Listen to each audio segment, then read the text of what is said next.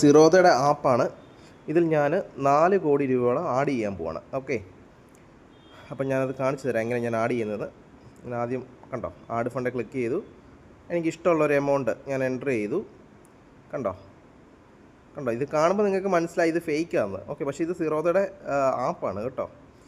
കണ്ടോ, അതുപോലെ തന്നെ ഞാൻ അതിൻ്റെ PNL കാണിക്കുന്നു. അപ്പം ഇത് ഈ PNL കാണുമ്പോൾ നിങ്ങൾക്ക് മനസ്സിലായി ഇപ്പം ഇത് ഫേക്കാണെന്ന്. വേണമെങ്കിൽ എനിക്കിതിൻ്റെ സ്ക്രീൻഷോട്ട് എടുത്ത് എന്ത് ചെയ്യാം, സോഷ്യൽ മീഡിയയിലൊക്കെ ഇട്ട് ഇനി ഞാൻ ഇത്ര കോടി ഉണ്ടാക്കി എൻ്റെ ഗ്രൂപ്പിൽ ജോയിൻ ചെയ്യുമെന്നൊക്കെ പറഞ്ഞ് വേണമെങ്കിൽ കാണിക്കാം.